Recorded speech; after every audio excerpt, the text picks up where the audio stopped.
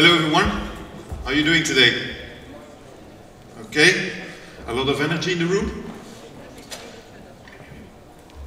My name is Luc Francis Jacobs. I am the CEO of Nixis. Should go to the next slide.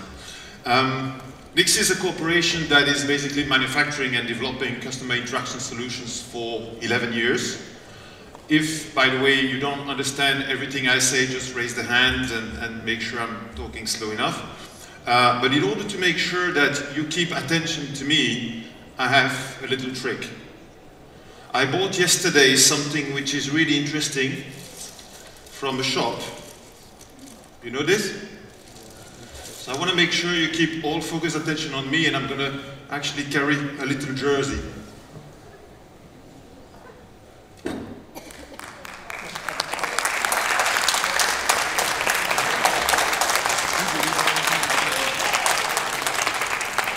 Okay? This is me.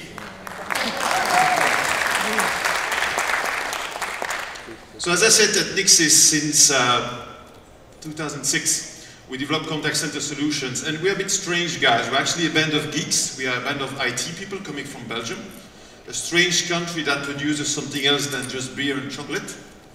And we basically make sure that we facilitate the life of the contact center agent. I will tell you frankly, we don't care about the people who decide about the money, we care about these guys. So that is basically our customer. Our customer is sitting there 8 hours a day, taking and making calls, making sure that you deliver, you the bosses, a good customer interaction, a customer experience, or a customer engagement as it's called today. And frankly speaking, since the 80s, the contact center industry is about 35 years old now. Okay, it started in the 80s. I don't know if you know this, but it all started by the fact that American companies, telecom companies, were giving free calls to customers. And from one day to another, the people started to call the companies because the calls were free. Okay? And of course, in order to manage those calls in an industrial way, in a processed way, you need to have some technology. So in the 80s, they invented a number of things. We invented the ACD, okay? Automatic call distribution. Today we call it automatic content distribution because it's not only calls, it's a few of other stuff you need to distribute. The ACD is normally working together with the IVR. Everybody knows what is an IVR? Okay? The IVR actually today is known for its worst cases. It's known for press 1 for English, press 2 for Turkish, press 1 for invoices. This is the worst case of the IVR. We hate that. Our IVR could be managed by voice, using nice or any kind of speech to text technology, but also, of course, can speak with you. For the outbound traffic, that means when you need to call back customer, when you need to have contact with your customers, we also invented a number of technologies like the predictive dialing. Nixis has a predictive dialer in the system, and the whole idea there is to know, I need to call that customer. That's really important to me. I have an agent that will become free in 30, 40, 50 seconds. I'm going to make sure I'm starting to dial now, okay, to make sure the engagement can happen. In the future, and we're also working on those technologies, for sure we're going to use artificial intelligence. Now at Nixis we don't do it in a way, of course we have chatbots. If you want chatbots, we have chatbots too. But the whole idea there is that we don't want to replace the job of the contact center agent. This girl still has to have a job tomorrow. What we're going to do with artificial intelligence, we're going to enhance the quality of interaction. We're going to try to find out what the customer wants. We're going to try to find out what might be eventually the answers to his question, and we're going to make sure we give those answers to the agent who will be able to speak them out. Speak them out through a machine, or speak them out eventually directly to the customer.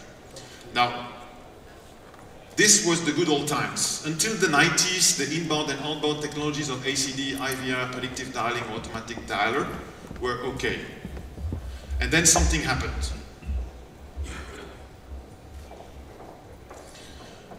These are our children. Do you know this? I mean, we call them smombies. You know what is a smombie? Smartphone zombie. Okay? The millennials came in, but not only the millennials, definitely, I mean, everybody gets on the mobile phone and through the mobile phone on social media. Okay? Now, there's, by the way, these guys, they're very special, right? The millennials are basically the customer of tomorrow. They might be the guys which are taking the call into your contact center.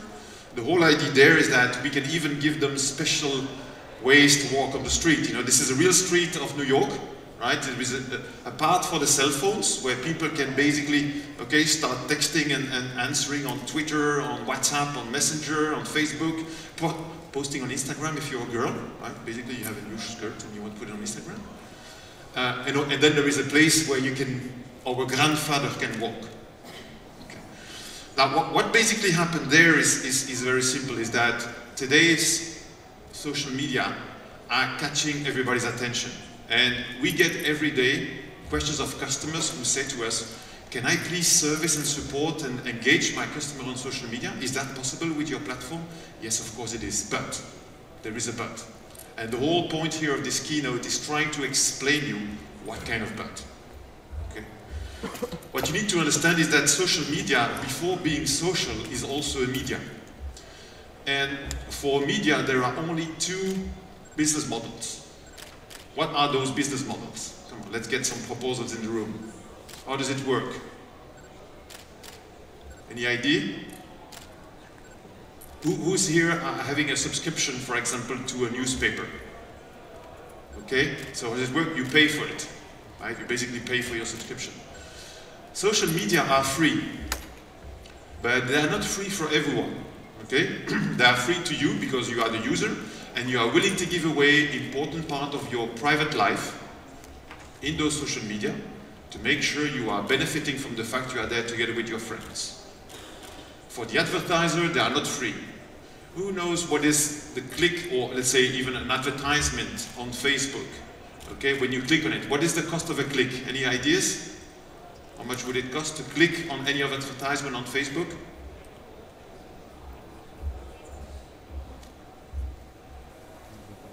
And anything around, I would say, between 1 and it could go up to 50 Turkish lira.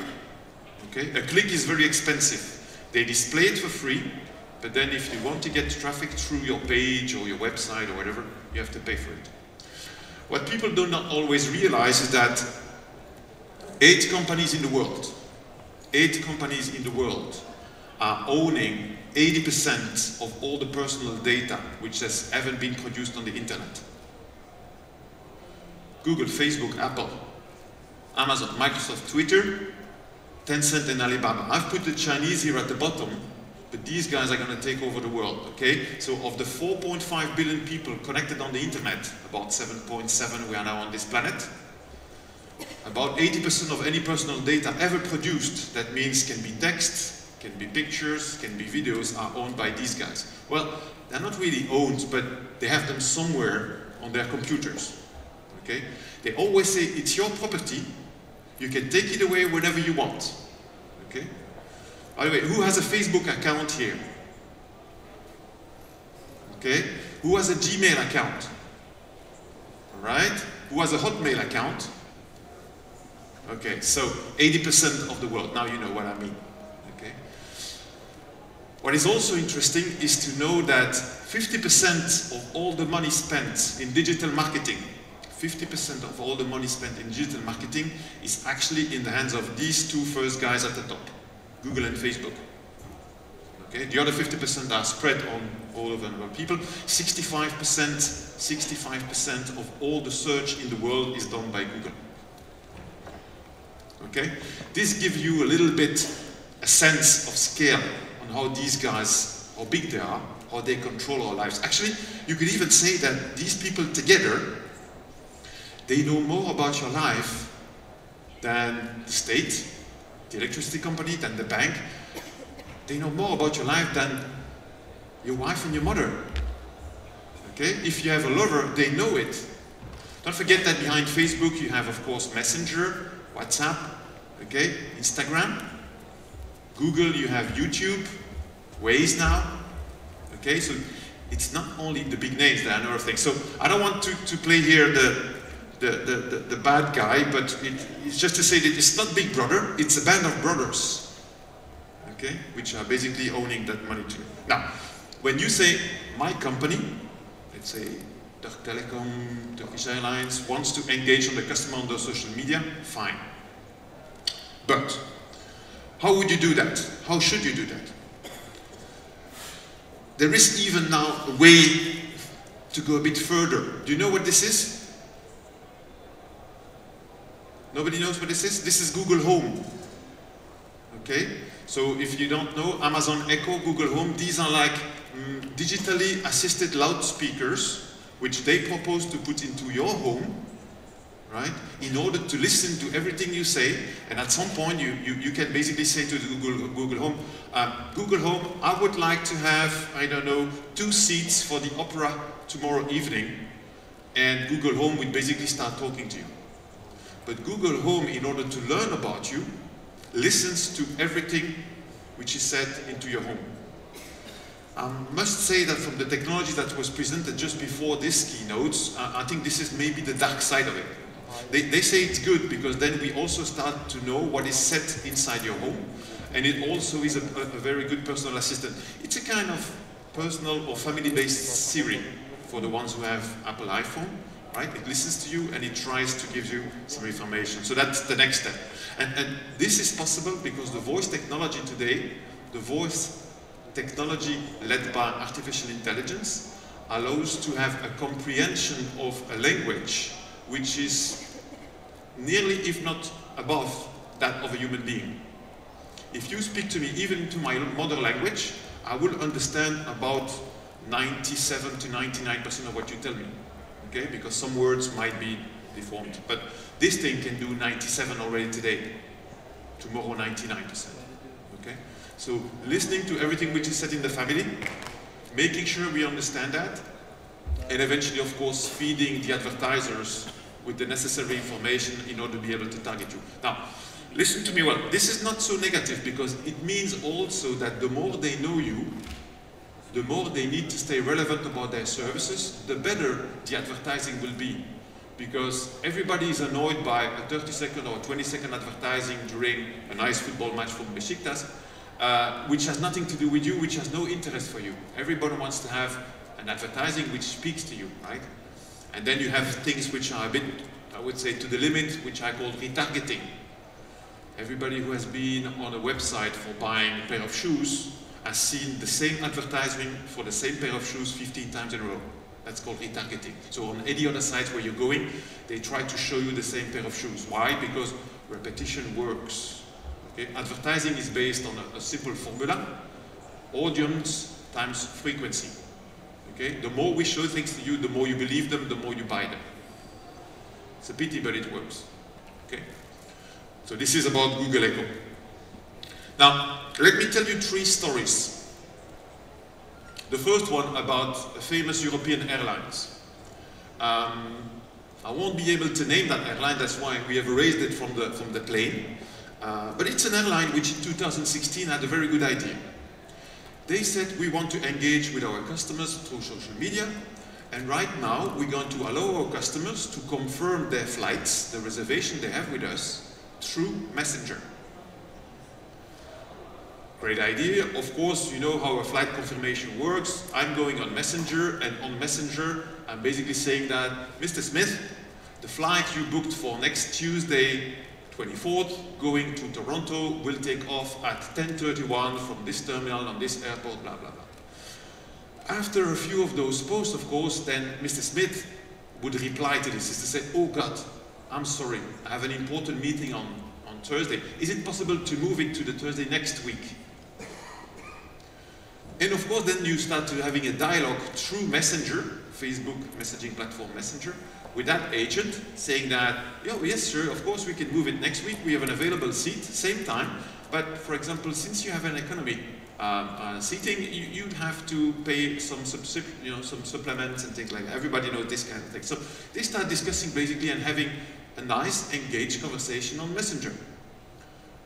What happened is that this Mr. Smith, after a few weeks, starts popping up in the Facebook ad part of his social media profile, advertisement for flights to Toronto, right?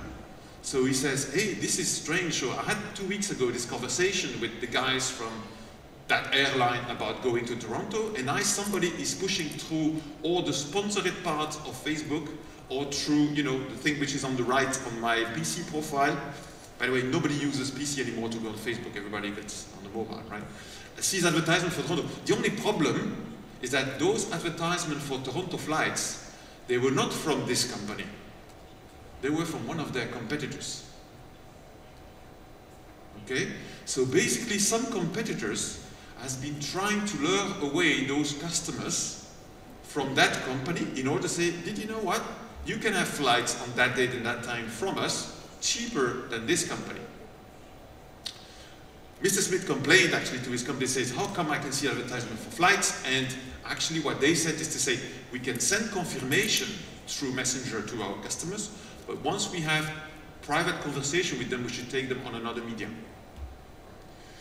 Now, this is one first example, and I would say, just for you to know, if you go on Facebook, who has ever gone to the advertisement section of Facebook? Okay, only a few of you. Okay, let's put it this way. If you have a Facebook profile, promise me that by tonight, tomorrow, the latest, you go basically on Facebook advertising section, and you see all the possibilities you have in order to target and segment. If in this room, I want to speak to a CEO of a company, and I know that this guy is living 500 meters from Taksim Place. He's a fan of Besiktas. He has 2 kids. And he's basically also passionate about fishing and scuba diving. I can specifically target his small square around Taksim in order to speak to him on his Facebook profile. Actually, big corporations like Salesforce, they have a special SWAT team, just for you to understand that, that is defining that this year, we need to enter this top 10 amount of company. Coca-Cola, you know, Unisys, whatever. And then they take the board of those companies and they make specific advertisement about Salesforce a few months before the whole thing comes out and goes to the board for decision. So that when it comes to the board for decision, the guy says he's already been brainwashed by Salesforce advertising. You might not believe this, but it's true. Okay, so you can really go down to the individual to target through the social media, which again can be good, can be bad. Second thing that you might want to try is this. We all have a wasted email address somewhere. For example, I have Gmail addresses, even for our business. I also have some Yahoo addresses. Nobody goes to Yahoo anymore for it. Who has a Yahoo email account here? Okay, good. So these are like the dinosaurs, because Yahoo used to have, they were the first one to have free email accounts and also with hundreds of megabytes of free storage and things like that. But you certainly have one of the old Yahoo email address. Use that address, open a new account, a fake account, I shouldn't say that, on Facebook, and start posting pictures about cars. Don't do any comments. Don't do any comments. Just post pictures about cars and eventually cars for sales. And you will see that these guys, they not only analyze what you say in terms of words, they also today analyze pictures. Because you will see in your feed, by miracle, advertisement for cars, advertisement for selling cars, advertisement for posting advertisement about selling cars. Okay? So today they analyze images. I guess tomorrow they will analyze your videos. And they will understand where you've been on holiday, what is your read taste, what did you do there, did you get drunk, and things like that. Okay? That you can analyze through a number of things. That's the second experience you can do. And now, I guess you all guys have smartphones here, right?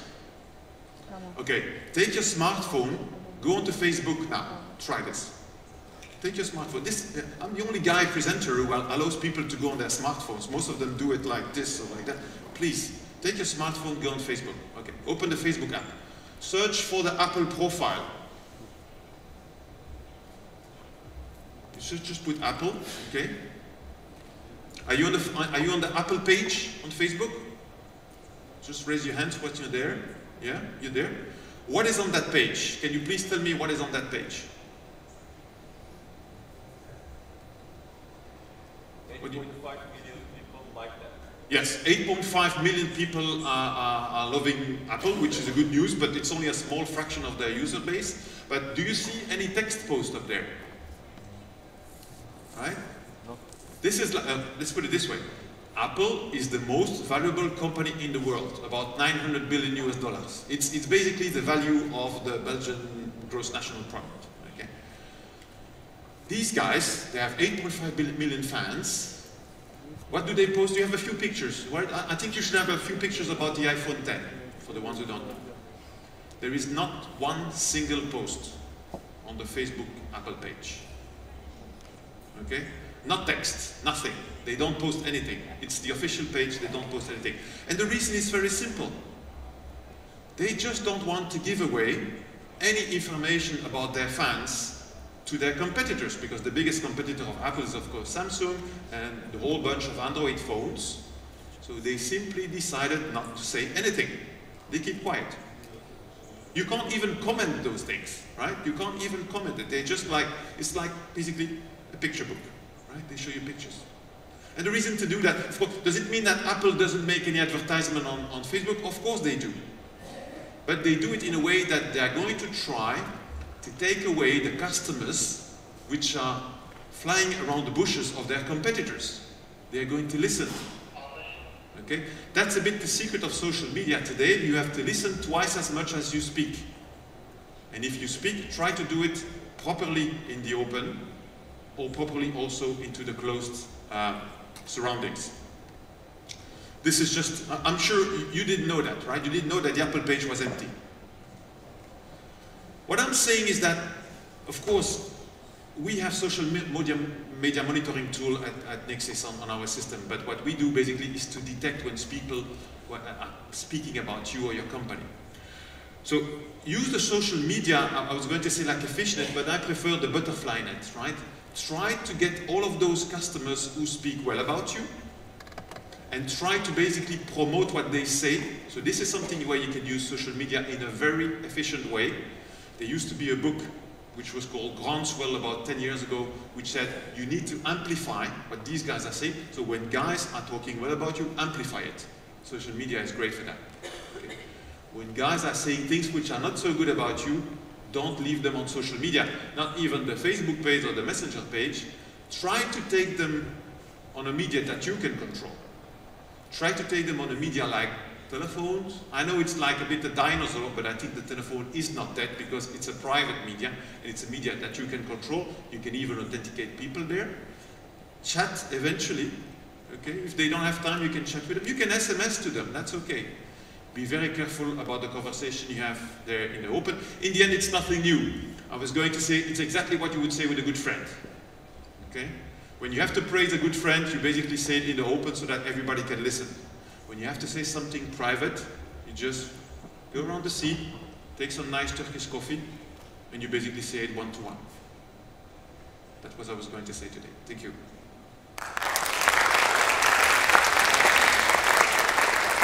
Now, small surprise. So at Nexis, we have only good surprises. So this is a nice sentence from my colleague Volkan, which is there at the stand. So if you guys are interested, we have a number of those boxes available, and we have also, let me think, yes, these very nice 2000 milliamps charging blocks for you available at the Nexis stand. Thank you.